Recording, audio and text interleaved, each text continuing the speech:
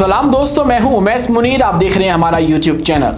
दोस्तों, तुर्की के मैदान से पाकिस्तान के लिए एक बड़ी जीत की खबर सामने आई है। तुर्की जहां पर 6 रोज का दिफाई मेला जारी है, दुनिया की बड़ी बड़ी जो असला साज फैक्ट्रियां हैं या कंपनियां हैं वो तुर्की के अंदर मौजूद है। अपना असला दुनिया के सामने रखा गया है। वहां पर पाकिस्तान की भी कुछ रिप्रेजेंटेशन मौजूद है, लेकिन अब खबर यह है कि पाकिस्तान और तुर्की के माबैन एक बड़ा दिफाई मुआहिदा हो चुका है। जी हाँ दोस्तों, पाकिस्तान की वो कंपनी जो कि हमारा फतह रॉकेट सिस्टम लेकर वहां पर गई थी, उसको रिप्रेजेंट किया गया था दुनिया के सामने। अब उसने तुर्की की एक कंपनी के साथ एक बड़ी डील कर ली है। वो डील किया है और उसके बाद पाकिस्तान की मदद मांग ली गई है। दोस्तों, आपको पता होगा कि दुनिया के अंदर एक और जंग छिड़ चुकी है जो कि कंबोडिया और थाईलैंड के माबैन है। एक खतरनाक किस्म की जंग है जिसके नतीजे में जो कंबोडिया है उसके ऊपर F-16 से बमबारी की जा रही है। 6 मुकामात के ऊपर इस वक्त शदीद किस्म की लड़ाई जारी है। उसके लिए पाकिस्तान से मदद तलब कर ली गई है कि आप लोग आकर हमारी मदद करो, इस जंग को रुकवाओ। और ये मदद पाकिस्तान से क्यों तलब की गई,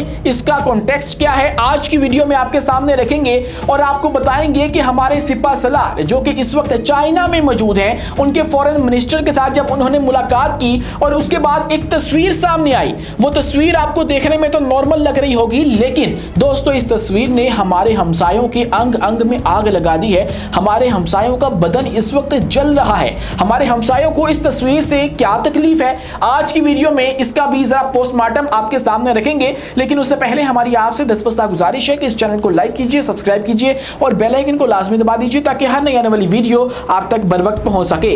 तो दोस्तों, बात है तुर्की की। तुर्की के अंदर पाकिस्तान की कुछ कंपनियां गई थी। हमारे जो अस्करी वफ्द है वो भी वहां पर गया था और जाकर कुछ अहम तरीन मुलाकातें हुई थी तुर्की के दिफाई मिनिस्टर के साथ, डिफेंस मिनिस्टर के साथ जब मुलाकात हुई, अजरबैजान के साथ मुलाकात हुई। वहां पर हमारी एक कंपनी गेट्स के नाम से मौजूद थी और जिसको global industrial and defence solutions कहा जाता है, उसने अब तुर्की की कंपनी MKE जो कि mechanical and chemical industry corporation के नाम से जानी जाती है, उसके साथ एक डील लो की है। MOU के ऊपर दस्तखत कर लिए गए हैं और उस डील के अंदर यह है कि हम लोग फजाई हथियारों में ताउन को फरोग देंगे। दोस्तों, इसी के साथ जो जदीद गाइडेड और इंटेलिजेंट बम और मिसाइल है उसकी टेक्नोलॉजी पर मुश्तरका काम करने का जो इरादा है वो भी किया गया है। दोनों ममालिक की जो इंडिजिनस सलाहियतें हैं उनको मजीद एक्सप्लोर करने की बातें की गई हैं। एरियल एम्यूनेशन जो है उसकी तहकीक, तरक्की और मुश्तरका जो पैदावार है उसके ऊपर भी गौर किया जाएगा। दोनों ममालिक मिलकर काम करेंगे और जदीद दिफाई टेक्नोलॉजीज में इश्तराक भी किया जाएगा जो कि ऑलरेडी एक वसी पैमाने पर मौजूद है। मतलब तुर्किया पाकिस्तान का सेकंड मोस्ट जो आप बिगेस्ट पार्टनर कह लें डिफेंस की सूरत में वो है। और आप देख लीजिए फजाई महाज के ऊपर, आप देख लीजिए बरी महाज के ऊपर, बहरी महाज के ऊपर, हर जगह तुर्की और पाकिस्तान जो अपनी अफवाज की कैपेबिलिटीज हैं, इनकी सलाहियतें हैं, वो आपस में शेयर करते हैं और मिल बांट कर जो है वो अपने दिफा को मजबूत बनाते हैं। लेकिन ये मुआहिदा जो है वो IDEF एक दिफाई मेला जो कि तुर्की के अंदर सजाया गया था, दुनिया का तीसरा बड़ा ये मेला कहलाता है और उसके अंदर 44 ममालिक में से 900 कंपनियों ने अपनी जो रिप्रेजेंटेशन है वो दी और वहां पे स्टॉल लगाए गए। जदीद जदीद जो असला साज है फैक्ट्रियां थी या कंपनियां थी, उन्होंने अपने स्टॉल लगाने के बाद वहां पर पहली दफा कुछ ऐसे हथियार रखे जिसने दुनिया को परेशान कर दिया। मिसाल के तौर पे जो उनकी एजलसान कंपनी है उसने अपना इलेक्ट्रॉनिक वारफेयर दुनिया के सामने रखा है और उसी के साथ जो उनकी दीगर कंपनियां थी जिसके अंदर रोकितसान का नाम आप भुला नहीं सकते, उसने टाइफून 4 ब्लॉक 4 का जो मुजाहिरा है वो किया और दुनिया के सामने पहली दफा इसको रख दिया गया। दोस्तों, इसी के साथ मजीद जो डेवलपमेंट्स हुई हैं वो आपको अगली वीडियो के अंदर बताएंगे क्योंकि ये मेला जो है वो 6 रोज जारी रहेगा और यहाँ पर जो नुमाइश है वो तो होती रहेगी, लेकिन पाकिस्तान के हवाले से अभी तक यही जो मालूमात है वो सामने आई है। इसी के साथ हमारे जो सिपा सलार हैं, फील्ड मार्शल हैं, वो चाइना पहुंच चुके हैं। एक अहम तरीन ऑफिशियल दौरा किया गया है और ये दौरा जो है ये जब किया गया और चाइना के अंदर पहुंचे वो इसके 2 मकासद हो सकते हैं। सबसे पहले ये देख लेते हैं कि इस दौरे का मकसद क्या हो सकता है। सबसे पहले तो इस दौरे का मकसद जो है वो CPEC से रिलेटेड हो सकता है जो कि चाइना पाकिस्तान इकोनॉमिक कॉरिडोर है, जो कि पाकिस्तान और चाइना की इकोनॉमीज के लिए एक गेम चेंजर मंसूबा है और उसको रिसेंटली पाकिस्तान ने बढ़ाने का फैसला किया। मतलब हमने कहा कि हम लोग CPEC का जो अगला मरहला है उसका बाकायदा तौर पे आगाज करने वाले हैं। हमारे प्राइम मिनिस्टर शहबाज शरीफ की जानिब से बात की गई थी और इस वाले मरहले के अंदर जो स्पेशल चीज होगी वो ये होगी कि पाकिस्तान जो B2B मामलात हैं वो तय करेगा। मतलब बिजनेस टू बिजनेस जो मामलात हैं उनको तय किया जाएगा। दोनों ममालिक इसके ऊपर डिस्कशन करेंगे और लगता यह है कि जो हमारे सिपा सलार हैं जनरल आसिम मुनीर वो अब जो उनके फॉरेन मिनिस्टर हैं वांग यी, उनके साथ मुलाकात मुलाकात के अंदर यही मामला तय करने के लिए पहुंचे हैं, इनके ऊपर पेशरफ्त होगी। और अब जो खबर सामने आई है वो ये है कि चीन ने कहा कि हम दहशतगर्दी के खिलाफ पाकिस्तान के इक़दामात की मुकम्मल हिमायत करते हैं। पाकिस्तानी फौज चीनी एहलकारों, मंसूबों और इदारों की हिफाजत यकीनी बनाए। इसी के साथ ही पाकिस्तान ने जो जवाब दिया वो चीन पाकिस्तान का आहनी भाई और अज़मूदा दोस्त है। पाकिस्तान की तमाम क़यादत और आवाम चीन के साथ ताल्लुकात को कौमी तरजीह देती है। चीन ने हमेशा पाकिस्तान की माशी और समाजी तरक्की में कीमती मदद फराहम की और पाकिस्तानी फौज चीनी मफादात की हिफाजत के लिए तमाम ज़रूरी इक़दामात जारी रखेगी। पाकिस्तान इंसदाद दहशतगर्दी में दो तरफा ताउन को मज़ीद फ़रोग़ देना चाहता है। अब इसके अंदर भी भारत की इन्वॉल्वमेंट है। जो चीनी इंजीनियर्स पाकिस्तान के अंदर काम करते हैं, भारत स्पेशली जो अपनी प्रॉक्सीज हैं पाकिस्तान के अंदर, उनके जरिए उनको हिट करवाता है। और रिसेंटली हमने देखा कि चीनी इंजीनियर्स को स्पेसिफिकली हिट किया गया BLA की जानिब से और उसके बाद TTP की जानिब से, लेकिन उसके खिलाफ फिर पाकिस्तान ने एक बड़ा ऑपरेशन जो है वो लॉन्च कर दिया और उनको चुन चुन के इस वक्त ठिकाने लगाया जा रहा है और TTP और BLA के खिलाफ एक बड़ा ऑपरेशन जो है वो लॉन्च कर दिया गया है। लेकिन अब इसका एक पहलू तो ये हो गया जो कि दुनिया के सामने रखने के लिए, लेकिन इसका जो दूसरा पहलू हो सकता है वो ये कि कुछ खबरें सामने आ रही थी कि HQ-19 दोस्तों ये वो दिफाई निज़ाम है जो कि चाइनीज थर्ड सिस्टम समझा जाता है, जो कि पाकिस्तान हासिल करने वाला है चाइना से। इसके हवाले से एक अपडेट आई थी रिसेंटली कि कहा गया कि अगले साल तक ये पाकिस्तान के अंदर इंस्टॉल कर लिया जाएगा। और इसको जो दिफा पे बात करने वाले हैं, पढ़ने वाले हैं, लिखने वाले हैं, वो रिपोर्ट भी कर रहे हैं कि ऐसा हो सकता है कि चाइना पाकिस्तान को अगले साल तक HQ-19 जो है वो दे दे, या फिर J-35 के हवाले से, जंगी साजो सामान के हवाले से इस मुलाकात के अंदर कुछ मामला तय पा सकते हैं। लेकिन दोस्तों ये जो तस्वीर सामने आई है और उनके फॉरेन मिनिस्टर और पाकिस्तान के जो हाफिज सैयद आसिम मुनीर हैं, इन्होंने मुलाकात की और हाथ मिलाया। इनका ये हाथ मिलाना हमारे हमसायों को मिर्चें लगा गया है और हमारे हमसाए इसके ऊपर प्रोपेगेंडा कर रहे हैं। मतलब वो तनकीद क्या कर रहे हैं, जरा आप उनकी तनकीदी लेवल चेक करें। कहते ये हैं कि देखें, एक तरफ तो पाकिस्तान अमेरिका के साथ जाके मुलाकातें करता है, हमारे सिपा सलार जो हैं वो अमेरिका में ज़ोहरानों को अटेंड करते हैं और उसके बाद चाइना के साथ आके जो डील्स हैं वो भी बना लेते हैं और उसके बाद इसके बुनियाद बना के जो है वो तनकीद की जा रही है कि हम लोग उनको फौजी अड्डे देते हैं। हो सकता है माजी के अंदर हमने दिए हों। हम जो हैं वो अपनी फौज के ऊपर बहुत तनकीद करते हैं अंदरूनी मामलात के ऊपर, लेकिन हम लोग ये हरगिज़ नहीं कह सकते क्योंकि ये हकायक से मुनाफी बात होगी कि पाकिस्तान जो अफवाज है उसने पूरी दुनिया के अंदर हमारा नाम रोशन नहीं किया है।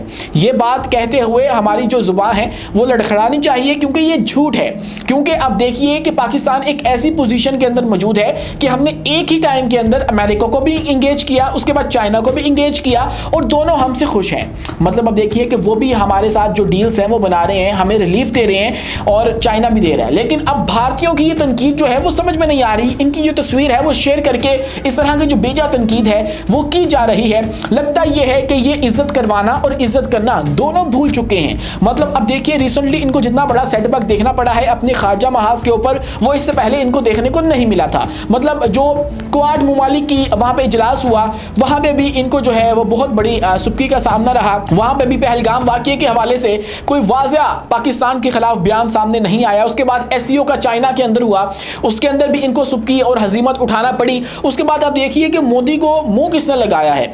मतलब जब से ये ऑपरेशन बुनियानुल मरसूस हुआ उसके बाद से ये तो कहते हैं कि ऑपरेशन सिंदूर जारी है, लेकिन उसके बाद आप ये देखिए, नोट कीजिए कि मोदी के पास कोई आया, कोई आलमी महाज के ऊपर इनको कामयाबी मिली नहीं मिली। यहां तक कि इनकी अपनी जो सियासी क़यादत है उसके अंदर फूट पड़ चुकी है। इनके जो अपनी फौजी क़यादत है, अस्करी क़यादत है, वो मोदी के खिलाफ है कि भाई हम बताना चाहते हैं कि हमारा इतना एयरक्राफ्ट का नुकसान हुआ और क्यों हुआ, हमारी कमजोरियां क्या थी, हम उसको पूरा कर चुके हैं। लेकिन ये कहता है कि भाई नहीं, मैं एक और जो जारहियत है वो करूंगा और सिर्फ इसी के लिए ये ऑपरेशन सिंदूर के हवाले से कहते हैं कि वो जारी है। और किस तरह से जारी है, प्रॉक्सीज की सूरत में जारी है पाकिस्तान के अंदर, ये हमने आपको पिछली वीडियो के अंदर तफसील से बताया था। लेकिन आते हैं वापस अपने पॉइंट के ऊपर।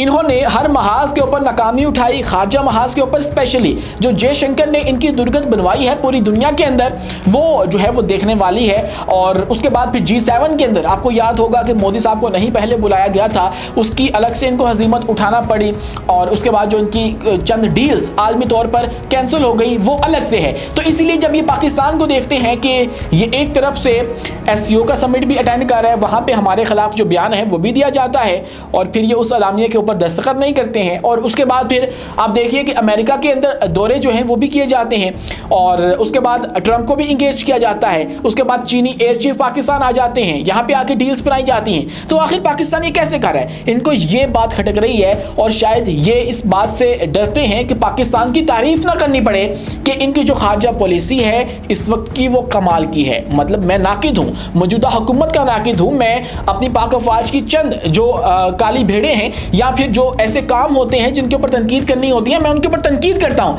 लेकिन इस वाली बात के ऊपर मैं तनकीद नहीं कर पा रहा। तो कोई वजह है, वो ये वजह है कि हमें कामयाबी नसीब हुई है। मतलब आप देखिए कि हमने जंग जीती, उसके बाद खारजा महाज को हमने फतह किया, उसके अंदर हमारी जो सियासी क़यादत है उसका भी क्रेडिट है और जो हमारी फौजी क़यादत है उसका भी क्रेडिट अपनी जगह मौजूद है। जो बात है वो तो है, वो तस्लीम करनी चाहिए। मतलब इतना हौसला तो बंदे के अंदर हो कि अगर आपके सामने सच आ जाए तो आप उसको तस्लीम करो। और मैं वो कर रहा हूँ कि पहले मैं नाकिद था, लेकिन इस वाले मामले के अंदर मुझे अपनी पाक अफवाज की जो सलाहियतें हैं और इनकी जो कारकर्दगी है उसको सराहना पड़ रहा है। दोस्तों, इसी के साथ जो पाकिस्तान है उसके हवाले से एक बड़ी कामयाबी भी सामने आई है और वो ये है कि पाकिस्तान को मदद के लिए तलब किया गया है। मतलब वो वाली मदद नहीं कि मोदी जी ने जंग रुकवा दी पापा, मतलब वो वाली मदद नहीं। अब जो जंग रुकवाता है वो पाकिस्तान है। हुआ ये है कि कंबोडिया और जो थाईलैंड है उसकी जंग आपको पता होगा कि आज सुबह से ही आगाज हो चुका है। उनका जो सरहदी तनाज़ा है, मुश्तरका सरहद का तनाज़ा है, वहाँ पे शदीद जंग जारी है। आर्टिलरी का इस्तेमाल किया जा रहा है, जो मिसाइल हैं वो एक दूसरे के ऊपर छोड़े जा रहे हैं, बमबारी की जा रही है F-16 से और बहुत ही ज़्यादा जानी नुकसान भी हुआ है, माली नुकसान भी हुआ है। अब इसके अंदर जो कंबोडिया है उसने पाकिस्तान को एक खत लिखा है और उस खत के अंदर कहा है कि आप लोग अपना किरदार अदा करें और इस जंग को जो है वो रुकवाया जाए।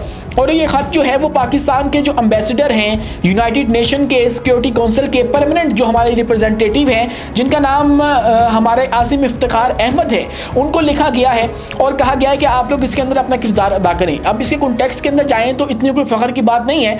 और ये जो हमें पोजीशन मिली हुई है इस वक्त यूनाइटेड नेशन की सिक्योरिटी काउंसिल के प्रेसिडेंट की, उसके लिए लिखा गया है कि हम लोग अपना जो किरदार है उसको अदा करते हुए इस जंग के अंदर कूदें, क्योंकि थाईलैंड ने पहले कंबोडिया के ऊपर अटैक किया और उसके अंदर पाकिस्तान को ये कहा गया है। अब ये जो पोजीशन है आप यूं कह सकते हैं कि कुदरत की जानिब से पाकिस्तान को दी गई है और एक मौका दिया गया है कि हम लोग सुलह करवा दें। जैसे हमने रिसेंटली एक किरदार अदा किया ईरान और इजराइल की जंग के अंदर, वो मिसाली है। मतलब जब वो बातें खुलकर सामने आएंगी तो दुनिया को वो हैरान कर देंगी, क्योंकि आप देखिए कि गैर मामूली तौर पर ये सारे मामला हुए हैं। ईरान ने जिस तरह से पाकिस्तान की तारीफ की है, अमूमन इस तरह की तारीफें हमसाये ममालिक के बारे में नहीं की जाती। मतलब ईरान पहले भी हमारा इतना बड़ा जो दोस्त है वो नहीं था।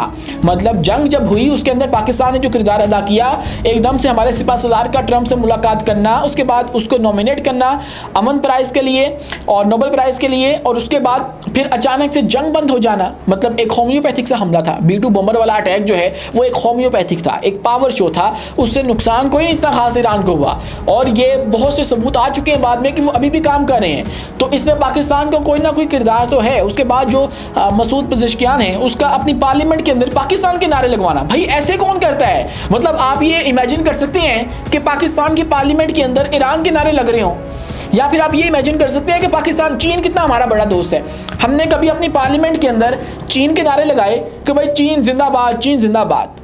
जब भी बात होती है ये होती है कि पाक चीन की जो दोस्ती है वो हिमालय से बुलंद है, समुद्र से गहरी है। हम लोग उनके नारे यूं नहीं लगाया करते, उनका बारहा दफ़ा शुक्रिया नहीं अदा किया करते जैसे ईरान ने बढ़ चढ़ कर किया है। तो ये बात हमें साबित करती है। और स्पेसिफिकली ईरान ने ये बात भी कही कि पाकिस्तान ने अपना किरदार अदा किया है। वो किरदार क्या है? और हमारे जो वज़ीर दाखिला हैं मोहसिन नकवी, उन्होंने भी कहा कि ईरान इसराइल की जो जंग है उसकी जंगबंदी के पीछे भी जो वर्दी है उसका किरदार है। तो वर्दी कौन सी है? पाकिस्तान की वर्दी जो है पाकिस्तान के अंदर किस इदारे के लिए इस्तेमाल होता है वो आपको बखूबी पता है। तो उसने कहीं ना कहीं अपना किरदार अदा किया, लेकिन पाकिस्तान को एक बार फिर से ये मौका दिया गया है। अब ये जो यूनाइटेड नेशन के अंदर सिक्योरिटी काउंसिल की प्रेसिडेंसी है, ये जो एक मुल्क होता है, मेंबर होता है, उसको दी जाती है। मतलब ये आप यूँ कह लीजिए कि लाइन वाइज सबको दी जाती है, सबकी बारी आती है। तो इस बार जुलाई 2025 की जो प्रेसिडेंसी है वो पाकिस्तान के पास है। और उसका जो रिसेंट इजलास था, हमारे इसहाक डार जो अमेरिका में मौजूद हैं, उन्होंने चेयर भी किया और उसके अंदर कश्मीर के हवाले से आवाज़ उठाई और फ़लस्तीन के हवाले से आवाज़ उठाई।